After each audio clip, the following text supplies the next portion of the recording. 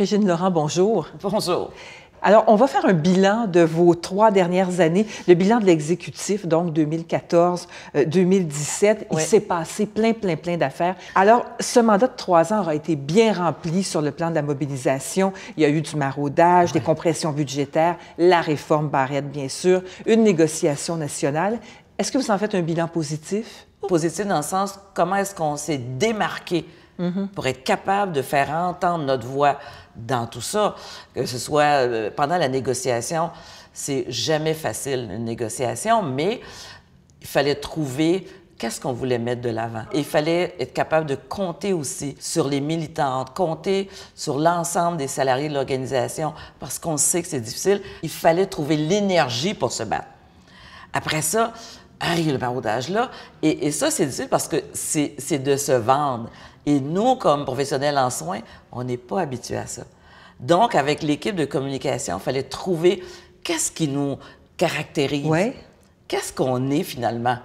Et la réponse était? Bien, on est tous des professionnels en soins. C'est aussi simple que ça. Il y a aussi eu du progrès du côté des règlements des plaintes relatives à l'équité salariale. Yes! Yes! Ça, c'est vraiment une de vos grandes victoires. Oui, oui. Ça traîne depuis 2010. Donc, depuis 2010, que vous avez notre argent dans vos poches, vous allez maintenant régler cette injustice-là. Vous allez régler les plaintes d'équité salariale. Vous savez très bien que vous l'avez mal faite, que vous encaissez de l'argent, vous faites des économies sur notre dos, ça va faire. Alors, c'est comme ça qu'on a réglé ces plaintes et cette équité salariale. Pragmatisme et sens de l'opportunité, voilà. Non, mais en plus, c'est qu'on avait aussi la possibilité de dire, mais à travers le Québec, il y a des endroits où il y a un désert médical. Oui. Ça pourrait être bon. Donc, ça a été autour de ça la réflexion. Mais arriver à la deuxième étape, pour le faire, il fallait avoir un petit peu de guts. On va dire ça pas, on le sait, mais racontez comment... C'est que les étoiles étaient bien alignées. Il y avait la coopérative SAPSA à Québec, avec une infirmière praticienne, Isabelle Tétu, et qui nous ont entendu qu'on voulait faire quelque chose, puis ils nous ont appelés, ils ont dit « Bien, on a une petite structure, vous pourriez nous aider à élargir tous les services à la population. » Puis on s'est dit « On va le faire, on va démontrer que c'est possible de faire autrement dans le réseau, fait qu'ils vont arrêter de nous traiter de folles. On va arrêter de nous dire « Ben non, ça n'a pas de bon sens, c'est parallèle, c'est ci, puis c'est ça. » Toutes des conneries. Donc, on l'a dit, on va le financer et on va le faire. Et les conclusions ont été les conclusions des chercheurs. C'est des chercheurs reconnus qui ont démontré ça. Donc, on peut faire autrement. C'est une question de volonté politique. Exactement. Ça s'appelle, je l'ai appris là, l'advocacy.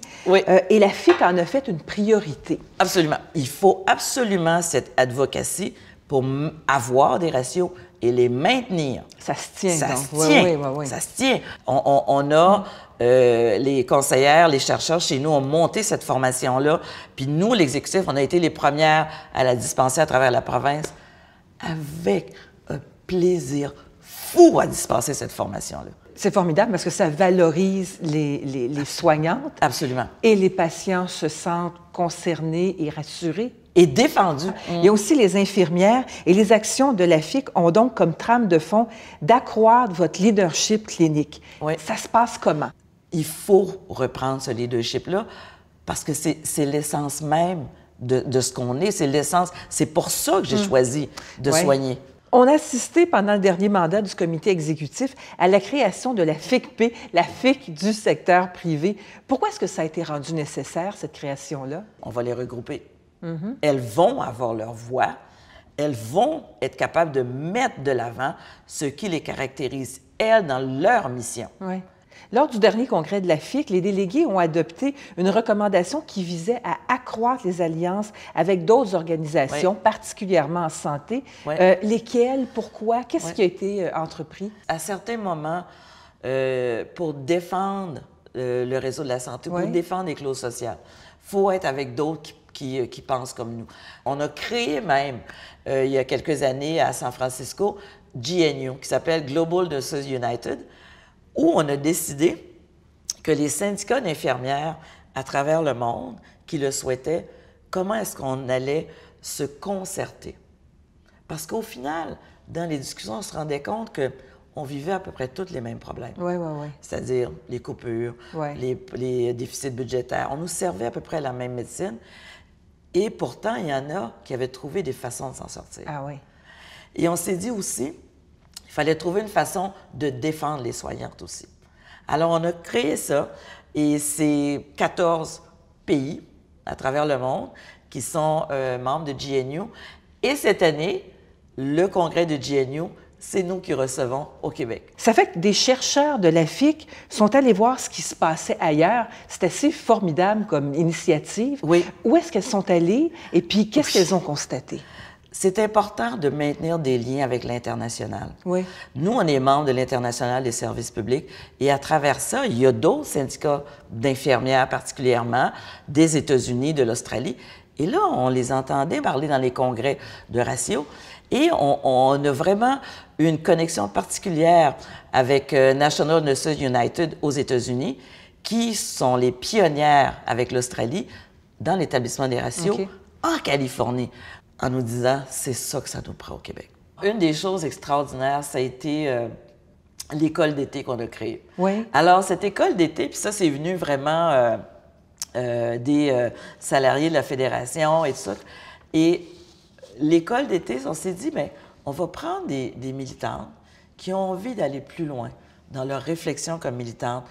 Ou est-ce qu'elles veulent occuper d'autres fonctions? Oui. Alors, on a créé cette école d'été et on a dit, bien, elles étaient une semaine enfermées à l'Université Bishop, coupées de tout autre lien entre elles. Et il y avait toute une programmation durant toute cette semaine pour les renforcer.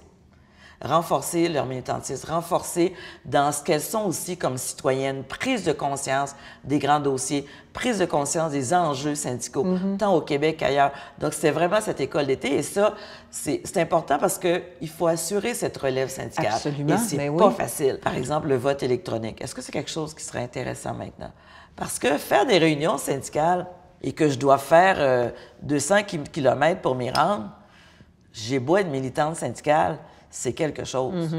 Si vous me demandez de me prononcer sur ce que je veux pour les prochaines négociations locales, ça se peut que je le fasse par mode électronique. Donc, c'était de trouver comment est-ce qu'avec les outils informatiques de maintenant, on peut maintenir une vie syndicale partout où sont les membres sur le territoire. Ces actions ont toujours été influencées par l'approche féministe. Oui. Donc, quelle bataille, quelles actions est-ce que vous avez livrées, vous avez menées dans cette perspective-là? Il y a une espèce de vigilance aussi que les conseillères, que notre responsable politique doivent exercer. Parce que c'est toujours un peu insidieux. On entend, à part des grosses affaires, mais c'est comme une colonne dans le journal, telle affaire est passée, ou on a coupé tel budget à tel groupe de femmes. Ça ne fait pas toujours les grosses manchettes. Mais je trouve que c'est un des secteurs où ça prend une surveillance au quotidien pour voir c'est quoi la tendance et comment est-ce qu'on va la contrer. Justement, quelle est la ligne qui guide la FIC et vous également, puisque vous en êtes sa présidente, pour construire ce respect, parce qu'on peut vraiment parler de respect et cette notoriété, ce discours, je dirais, rafraîchissant sur le syndicalisme? On parle vrai. On veut mieux soigner. On dit, pouvez-vous nous laisser faire notre travail comme du monde? Pouvez-vous nous laisser soigner de façon humaine? Pouvez-vous nous donner les moyens pour nos patients? C'est ça qu'on dit. Parce que ce sont eux qui prennent les décisions. Ouais.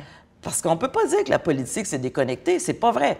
On est une organisation non partisane, mais c'est toujours bien les politiques et les élus qui décident de notre sort. Donc, il faut s'en mêler. Il faut se mêler de la politique.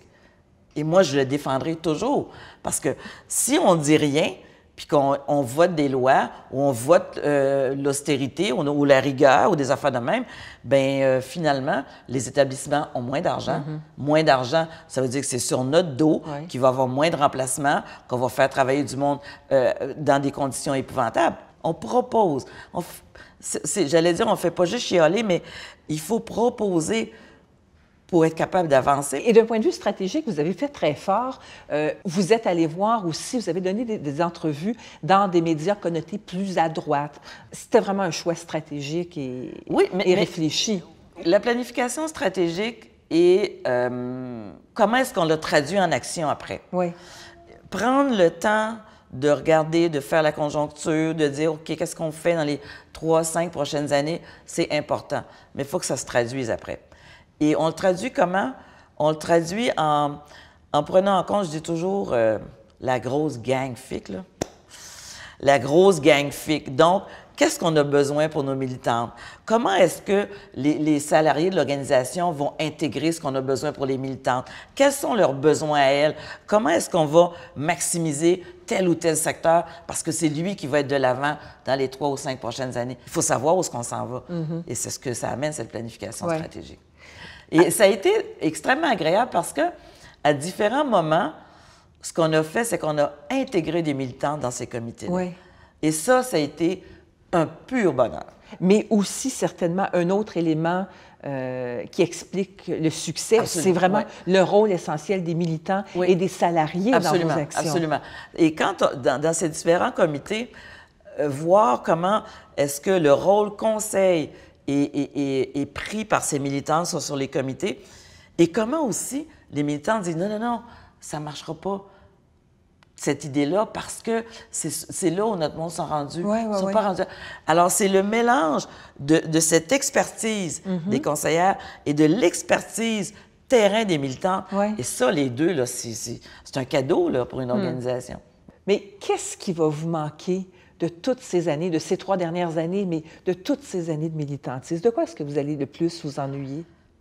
La gang. Oui. Oui, la gang. Vraiment, vraiment. J'ai essayé de le dire toutes ces années-là. C'est oui, je suis moi en avant, porte-parole, mais j'ai toujours l'air intelligente, mais c'est parce qu'il y a du monde en arrière qui font la recherche, qui montent les dossiers, puis il y a l'exécutif qui dit oui, mais ça, on peut y aller, ça, on peut pas. Ces lieux de débat, ça va me manquer. La gang de l'exécutif, on a toujours l'air très sûr de soi, connaissance des dossiers, Mais ce qui va le plus me manquer, c'est quand on décide d'être une gang de folles. Oui. Ôtez-vous de là. Ça va manquer. Régine Laurent, je vous souhaite, comme on dit, bonne continuation. Merci beaucoup. Merci, merci, merci.